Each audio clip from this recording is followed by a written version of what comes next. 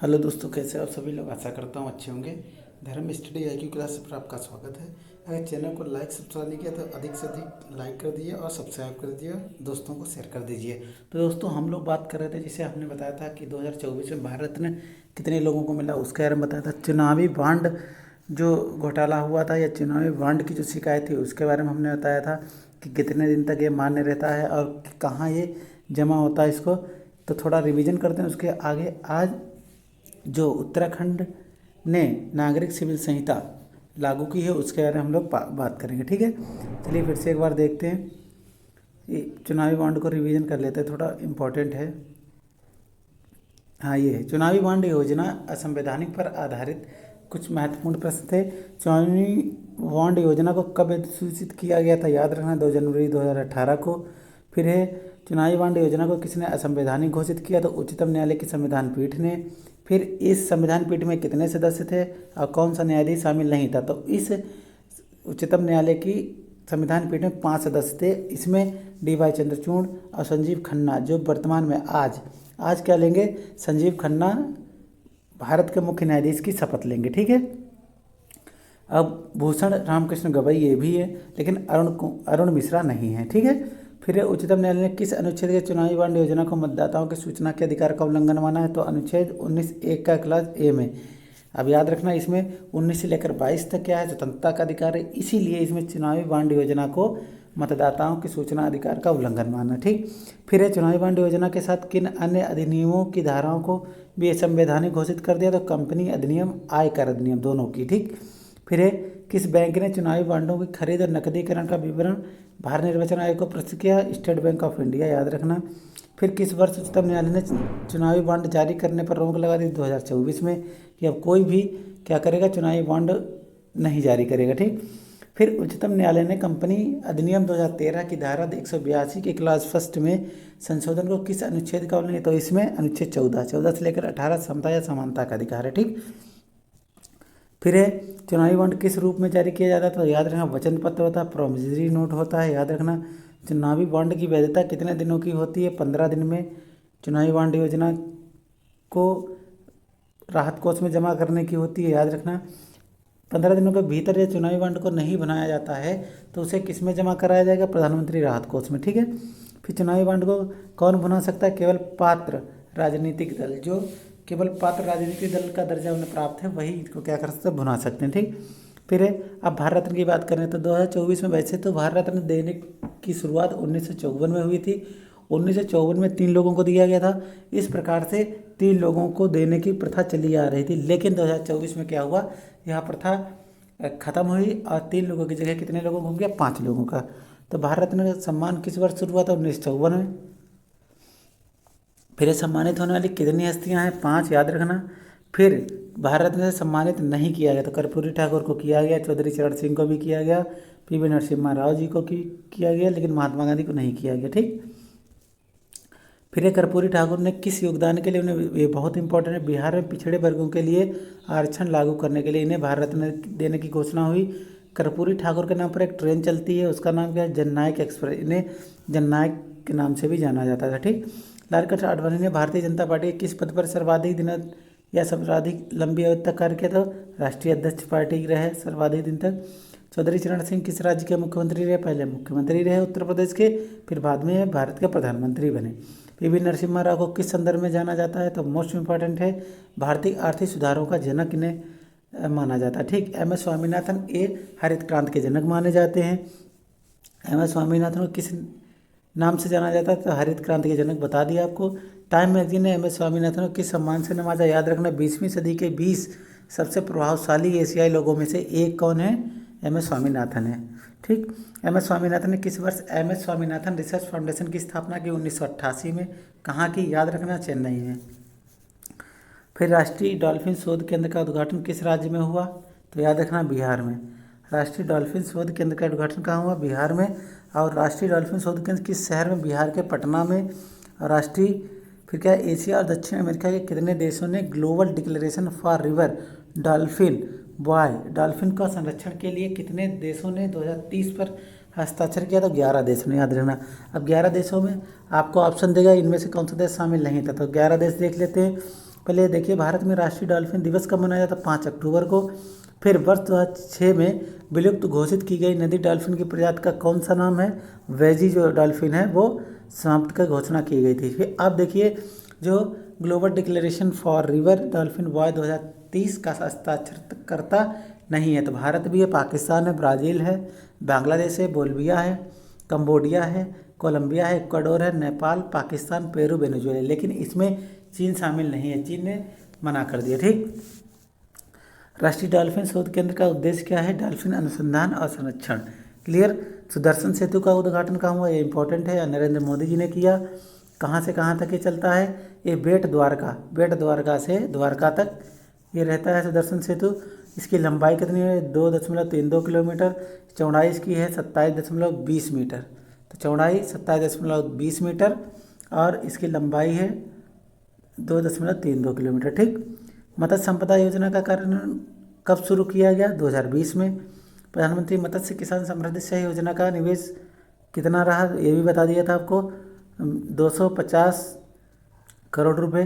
नीली क्रांति का समय मत्स्य पालन क्षेत्र का विकास करने से। अब आज बात करेंगे जो आज के महत्वपूर्ण प्रश्न है। उत्तराखंड बना भारत का दूसरा राज्य समान नागरिक संहिता लागू करने वाला।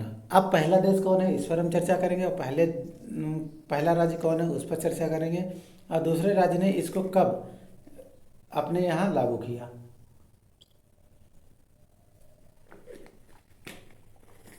चलिए, उत्तराखंड में समान नागरिक संहिता से संबंधित महत्वपूर्ण प्रश्न देखिए। उत्तराखंड विधानसभा द्वारा समान नागरिक संहिता विधेयक को किस तिथि पर पारित किया गया? याद रखना, ये इम्पोर्टेंट है।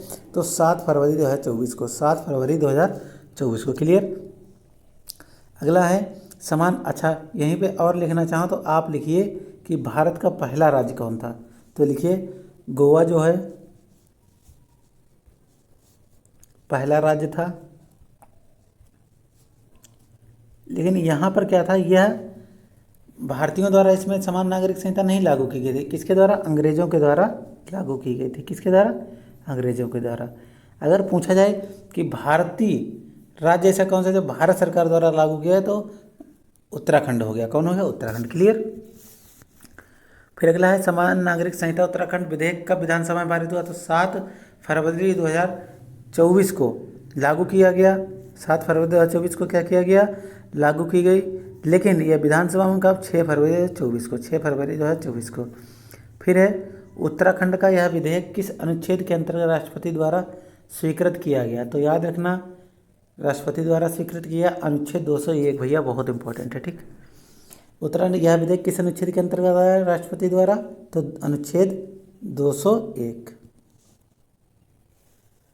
ठीक। अब बात करें अगर अनुच्छेद 44 में क्या है? समान नागरिक संहिता का उल्लेख है इसमें, उल्लेख। ठीक। 342 में क्या है? 342 याद रखना, 342/341। फिर है 366 में क्या है? ये भी याद रखना, 366 और 367। ये महत्वपूर्ण प्रश्न है। ये अनुच्छेद ऐसे हैं जो वर्तमान में पूछे जाते हैं। अब वो अनुच्छेद नहीं पूछे जाते जो सभी लोगों ने रट लिए हैं। ठीक। समान नागरिक संहिता का मुख्य उद्देश्य क्या है? तो विवाह विच्छेद और उत्तराधिकार से संबंधित कानूनों को विनियमित करना। ठीक। ये क्या है इसका उद्देश्य? किसका? समान नागरिक संहिता का। क्लियर। फिर समान नागरिक संहिता का उद्देश्य क्या है? तो एक देश एक कानून। याद रखना कौन सा है? एक देश एक कानून, एक देश एक कानून। ठीक। अब आते हैं, ये तो हो गया समान नागरिक संहिता के बारे में। अब बात करें श्री राम जन्मभूमि मंदिर की और श्री रामलला की प्रतिमा से संबंधित महत्वपूर्ण प्रश्न। कब इसका उद्घाटन हुआ? कब नींव रखी थी? और कब निर्णय आया था? और कब ये घटना घटी थी? उस संबंध में सारी हम चर्चा करेंगे। ठीक।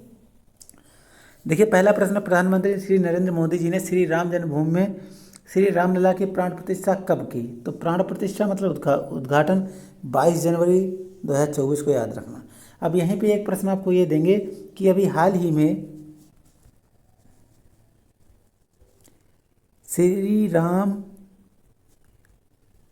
की प्रतिमा भारत के बाहर कहाँ पर हुई है? उसका अनावरण कहाँ किया गया, कहाँ बनाई जा रही है, ठीक है, किस देश में, ठीक। अच्छा, यहाँ पे एक दे रखा है 24 जनवरी 2050। तो 24 जनवरी 2050 को क्या हुआ था? 24 जनवरी 1950 को उत्तर प्रदेश का गठन हुआ, यूपी का गठन, यूपी गठन 24 जनवरी। इसीलिए 24 जनवरी 2018 से 24 जनवरी 2018 से जो उत्तर प्रदेश सरकार है उत्तर प्रदेश दिवस बनाने की घोषणा की है, ठीक। अब बात करते हैं श्री राम लला की प्रतिमा के निर्माण में किस प्रकार के पत्थर का उपयोग किया गया। तो याद रखना कि संगमरमर नहीं है, लाल ग्रेनाइट नहीं है, तो कृष्णशिला काले ग्रेनाइट का क्या किया गया, प्रयोग किया गया, काले ग्रेनाइट का, ठीक। फिर अगला है श्री रामलला की मूर्ति का वजन लगभग कितना है, पूछ सकता है भाई। ये है 200 किलोग्राम, 200 किलोग्राम है श्री राम जी की जो प्रतिमा है, जो काले पत्थर की है, कहाँ, अंदर बिल्कुल गर्भगृह में जो स्थापित है, 200 केजी की है, ठीक। फिर श्री रामलला की मूर्ति में भगवान श्री राम को किस आयु में, भैया बहुत इंपॉर्टेंट है, 5 वर्ष का वो बाल छवि दिखाई गई है, ठीक। प्रतिमा को किस नाम से जानते हैं, तो बालक राम, क्योंकि भाई बाल उनके बचपन का बनाया गया, तो बालक राम के नाम से जानते हैं, ठीक। श्री रामलला की प्रतिमा के दोनों तरफ भगवान विष्णु के कितने अवतार दर्शाए, देखिए श्री रामलला की प्रतिमा के दोनों तरफ कितने, तो भगवान विष्णु के 10 अवतार, 10 हैं, 10 को दर्शाया गया है। अच्छा, यहाँ पे अगर 10 अवतार आपसे पूछे, 10 अवतारों का नाम लिख लेना। श्री रामलला की मूर्ति के मूर्तिकार कौन है, इंपॉर्टेंट प्रश्न है, तो इनके हैं अरुण योगीराज। देखो अगर मूर्ति की बात करेंगे तो अरुण योगीराज है, क्लियर। अभी आगे और प्रश्न आएंगे, अरुण योगीराज हो गए मूर्ति की जब बात करेंगे। अगर मंदिर का निर्माण किस शैली में हुआ, तो देखिए दक्षिण भारत के जो मंदिर हैं वो द्रविड़ शैली में होते हैं, और जो उत्तर भारत के मंदिर हैं वो नागर शैली में। किस शैली में, नागर शैली में। अगर द्रविड़ और नागर शैली को मिला दिया जाए, द्रविड़ प्लस नागर शैली को मिला दिया जाए तो कौन सी शैली हो जाएगी, चंपक, ठीक। द्रविड़ और नागर शैली मिलाने से कौन सी होती है, चंपू शैली होती है, ठीक। याद रखो। श्री राम जन्मभूमि मंदिर की लंबाई कितनी है, तो याद रखना 380 फीट, लंबाई की बात कर रहे हैं, 380 फीट में ये बना है। श्री राम जन्मभूमि मंदिर की ऊंचाई कितनी है, तो याद रखना ये भी इंपॉर्टेंट है, 161, तो 380 फीट इसकी लंबाई और ऊंचाई है 161 फीट, ठीक। कुल कितने खंबे हैं, तो याद रखना 392, तो 380, भाई अभी हमने कितना बताया, 380 फीट लंबाई है, तो उसमें 12 जोड़ दोगे तो खंबे पहुंच जाएंगे 392, और 181 फीट 61 फीट क्या है इसकी ऊंचाई है, ठीक। तो 392 इसमें क्या है, खंबे हैं, कितने, 392, ठीक। मंदिर में कितने मंडप हैं, मोस्ट इंपॉर्टेंट प्रश्न याद रखना। तो इसमें मंडप है 5, कितने मंडप हैं, 5। अब कौन कौन से मंडप हैं उनका नाम देख लीजिए एक बार, नृत्य मंडप, फिर रंग मंडप, सभा मंडप, देखो रंग मंडप, नृत्य मंडप, सभा मंडप, प्रार्थना मंडप और फिर कीर्तन मंडप, ठीक। नृत्य मंडप, रंग मंडप, सभा मंडप, प्रार्थना मंडप, कीर्तन मंडप, क्लियर। कितने मंडप हैं, 5।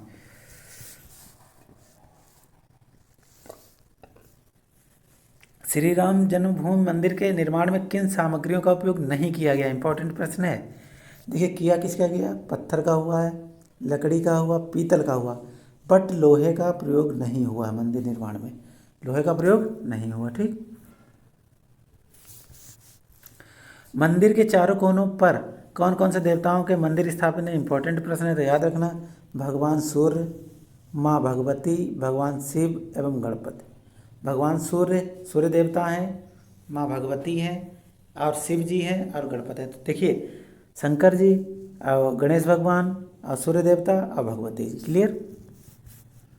फिर श्री राम जन्मभूमि मंदिर का मुख्य स्थापित कौन है, तो चंद्रकांत सोमपुरा, ये क्या है, मंदिर का मुख्य स्थापत्य, ठीक, चंद्रकांत सोमपुरा मंदिर के क्या हैं, ये मुख्य स्थापित करता है, ठीक। सूर्य तिलक तंत्र का उद्देश्य क्या है, सूर्य तिलक तंत्र मोस्ट इंपॉर्टेंट है, सूर्य की किरणों को मूर्ति पर लाना, ठीक है। अब किस दिन लाना ये आप लोग बताएंगे। श्री राम जन्मभूमि मंदिर के ग्रह में कौन सी प्रतिमा स्थापित की जाएगी? भगवान राम की बाल रूप प्रतिमा का अनावरण किया जाएगा मंदिर के गर्भगृह में। ठीक है, ये हमने आपको बता दिया जो श्री राम जन्मभूमि मंदिर से संबंधित अयोध्या के जितने महत्वपूर्ण तथ्य वो बताए हमने। अयोध्या में से महर्षि वाल्मीकि अंतर्राष्ट्रीय हवाई अड्डे का भी उद्घाटन किया गया, ये हो गया। और यहाँ पर अयोध्या धाम जंक्शन स्टेशन का नाम परिवर्तित किया गया था, ये आपको बता दिया। ठीक है, और रामायण संग्रहालय कहाँ स्थापित हुआ वो बता दिया आपको। अब देखिए, अब अटल बिहारी वाजपेयी सिवड़ी न्यास सेवा अटल से संबंधित इनका नाम चेंज कर दिया गया। ठीक है, अटल बिहारी वाजपेयी कर दिया, ये समझिए। तो सिवड़ी न्यावा सेवा अटल सेतु का उद्घाटन किस दिन किया गया? तो ये 12 जनवरी को। किस दिन? 12 जनवरी 2024 को किया गया। अब है क्या, कहाँ किया गया, उस पर चर्चा करते हैं। यह सेतु किस दो स्थानों को जोड़ता है? तो याद रखना, यह सिवड़ी और न्यावा सेवा। अब सिवड़ी और न्यावा सेवा कहाँ पड़ता है अभी ये पता चल जाएगा आपको। इस सेतु की लंबाई कितनी है? 21.8 किलोमीटर। कितनी? 21.8 किलोमीटर। अटल सेतु पर कौन सी प्रकार की सामग्री का प्रयोग किया गया है? इंपॉर्टेंट है ये। नाभिकीय रिएक्टर में प्रयुक्त सामग्री, नाभिकीय रिएक्टर में प्रयुक्त सामग्री के द्वारा अटल सेतु बनाया गया। ठीक, इस सेतु के निर्माण में कितनी मात्रा में इस्पात का प्रयोग किया गया? तो 1.77 lakh metric ton. 1.77 lakh metric ton. Atal Setu के निर्माण के बाद मुंबई से नवी मुंबई की मात्रा, अब ये जो अभी बताया हमने आपको, क्या बताया इसका नाम? सिवड़ी और न्यावा सेवा। ये कहाँ है? मुंबई में है। मुंबई से नवी मुंबई के बीच ये स्थान पड़ता है। तो अब अटल सेतु के निर्माण के बाद मुंबई से नवी मुंबई की यात्रा का समय लगभग कितना होगा? 15 मिनट। कितना? 15 मिनट। पहले कितना लगता था ये बताना आप लोग, ये पूछ सकता है। ठीक, 15 मिनट लगे। ठीक, अब बात करते हैं, देखिए सबसे स्वच्छ शहर, सबसे स्वच्छ शहर, स्वच्छ सर्वेक्षण से संबंधित आगे क्या प्रश्न? अब ये हमने आपको अटल सेतु के बारे में बता दिया। अब बात करेंगे हम लोग स्वच्छ सर्वेक्षण 2023 पर आधारित महत्वपूर्ण प्रश्न। सबसे स्वच्छ शहर कौन है? तो 2 हैं इस बार।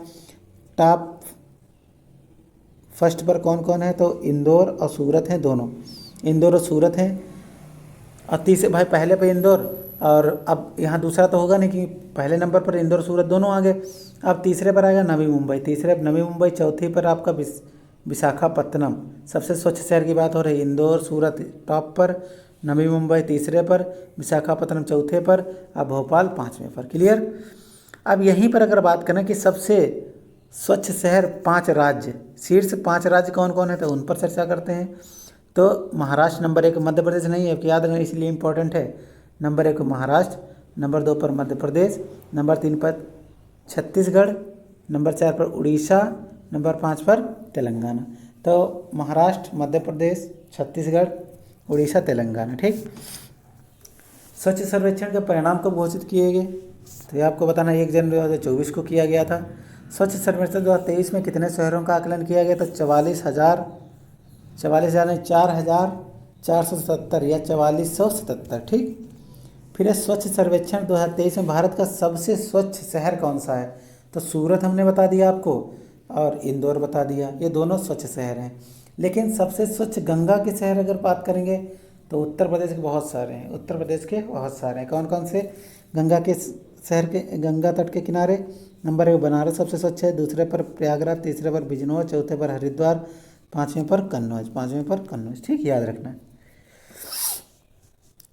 कचरा मुक्त शहरों की स्टार रेटिंग में नोएडा को कौन सी रेटिंग मिली? इंपॉर्टेंट है ये, 5 स्टार की रेटिंग मिली। इतने बढ़िया है ये, 5 स्टार। ठीक, अच्छा नोएडा की बात करते हैं। नोएडा क्या है? नोएडा एक इंडस्ट्रियल, लिख दें यहाँ पे फुल फॉर्म, न्यू ओखला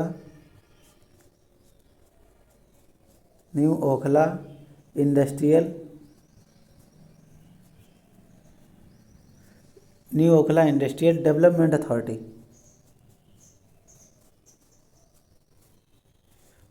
ठीक, ये क्या है? नोएडा की फुल फॉर्म है। ठीक, यह औद्योगिक जो एरिया पड़ता है उसको नोएडा कहा जाता है। स्वच्छ भारत मिशन के लिए नया गीत क्या है? इंपॉर्टेंट है। और ये किसने इसका संकलन किया? तो याद रखना कैलाश खैर ने। किसने? कैलाश खैर ने इसका किस दिन सर्वोच्च न्यायालय ने अनुच्छेद 370 और अनुच्छेद 35A को निरस्त करने के निर्णय को वैध ठहराया था? तो 11 दिसंबर 2023 को। 11 दिसंबर, ये पूछे जाएंगे प्रश्न, अभी हाल ही में चुनाव हुआ ना, तो 11 दिसंबर 2023 को सर्वोच्च न्यायालय ने 370 अनुच्छेद और 35A को निरस्त करने के निर्णय को वैध ठहराया था। सर्वोच्च न्यायालय के अनुसार अनुच्छेद 370 का उद्देश्य क्या था? अभी देखो पेपर में बहुत इसका हाईलाइट था, वहाँ पर कुछ लोग 370 के खिलाफ थे कि ये क्यों ख़त्म कर दिया गया, लेकिन सर्वोच्च न्यायालय ने 370 का उद्देश्य क्या था? तो विघटन। क्या किया इसने अनुसार? विघटन किया। सर्वोच्च न्यायालय ने जम्मू और कश्मीर के राज्य के दर्जे को कब तक बहाल करने का निर्देश दिया था? तो इसमें कोई निर्देश नहीं दिया था कि कब तक बहाल होगा। अभी तो चुनाव हो गया, कोई दिक्कत ही नहीं है। नमो ड्रोन दीदी योजना, यह योजना ऐसी है ग्रामीण स्तर की महिलाओं को सशक्त बनाने के लिए और उन्हें रोजगार उपलब्ध कराने के लिए इस योजना की शुरुआत हुई। नमो ड्रोन दीदी योजना कब इसको मंजूरी दी गई थी? तो याद रखना 29 नवंबर 2023 को। 29 नवंबर 2023 को इस योजना की शुरुआत की गई। ठीक। प्रधानमंत्री महिला किसान ड्रोन केंद्र का शुभारंभ कब किया गया? तो याद रखना 30 नवंबर 2023 को। देखिए मंजूरी कब प्रदान हुई? 29 नवंबर 2023 को। और कब शुभारंभ किया गया? 30 नवंबर 2023 को। 30 नवंबर 2023। इस योजना के लिए निर्धारित वित्तीय परिव्यय क्या था? इस योजना के लिए निर्धारित वित्तीय परिव्यय कितना है? तो 1261 करोड़ रुपए। याद रखना इस योजना के तहत कितने महिला स्वयं सहायता समूह को ड्रोन प्रदान किए जाएंगे? तो ये इंपॉर्टेंट है, 15,000 महिलाओं को। ड्रोन की कुल लागत कितनी है? 10 लाख रुपए है। कितनी है? 10 लाख। केंद्र सरकार महिला स्वयं सहायता समूहों को ड्रोन की कितनी प्रतिशत लागत प्रदान करेगी? 80%। कितनी? 80%। केंद्र सरकार इसमें कितना खत्म करेगी? 80%। याद रखना। तो यहाँ पे जब वो हो गई 80 और राज्य कितना करेगा? 20। इस योजना के तहत प्रत्येक चयनित महिला स्वयं सहायता समूह में कितने सदस्यों को प्रशिक्षण दिया जाएगा? तो एक का। ठीक। किस दिन प्रधानमंत्री ने ड्रोन दीदी योजना की घोषणा की थी? 15 अगस्त 2023 को। फिर मंजूरी कब मिली? 29 नवंबर 2023 को। और लागू कब हुई? 30 नवंबर 2023 को। ठीक। ड्रोन का उपयोग किस कार्य के लिए किया जाएगा? उर्वरकों और कीटनाशकों का छिड़काव के लिए। कुल 15,000 ड्रोनों में से पहले 500 ड्रोनों को कौन उपलब्ध कराएगा? तो याद रखना उर्वरक कंपनियां हैं, वो क्या करेंगी? उपलब्ध कराएंगी। ठीक। प्रधानमंत्री पीबीटी-जी विकास मिशन की घोषणा किस बजट घोषणा में की गई थी? 2023-24 के बजट। ठीक, ये पूछ सकता है 2023-24 के बजट। कितनी राशि? 15,000 करोड़ इसमें भी था। पीएम जनमन मिशन का शुभारंभ किस दिन किया गया था? 15 नवंबर 2023 को। इसीलिए 15 नवंबर को जनजाति गौरव दिवस को मनाने की घोषणा हुई कि क्या बनाया जाएगा 15 नवंबर को? जनजाति गौरव दिवस। ठीक। झारखंड के खूंटी जिले से इसकी पीएम जनमन की शुरुआत हुई पीएम द्वारा। कितने मंत्रालय इस मिशन के तहत कार्य करेंगे? तो 9 मंत्रालय इस मिशन के तहत कार्य करेंगे। पीएम जनमन मिशन का मुख्य उद्देश्य क्या है? पीबीटी-जी समूहों का विकास करना। पीबीटी-जी क्या है भाई साहब? जो ट्राइबल एरियाज हैं। ठीक। पॉवर्टी, पी से हो गया पॉवर्टी, वी से हो गया वेरियस, टी से हो गया ट्राइब्स, जनजाति। ठीक, याद रखना। इस मिशन के तहत कितने जिलों के 28 लाख से अधिक लोग लाभान्वित हुए? 220। कितने? 220।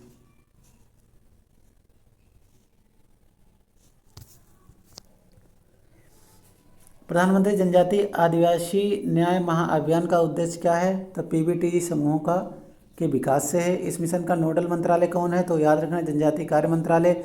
और जनजाति मंत्री इसमें कौन है? तो याद बताना आप लोग। कितने विशेष जनजाति समूह को इस मिशन के तहत प्राथमिकता दी जाएगी? 75। ये याद रखना। 75वें वर्षगांठ बनाई गई और 75 क्या दिए जाएंगे? जनजाति समूह को प्राथमिकता दी जाएगी। शुरू किया गया आईईसी अभियान किस उद्देश्य से है? तो सरकारी योजनाओं की पहुंच सुनिश्चित करना।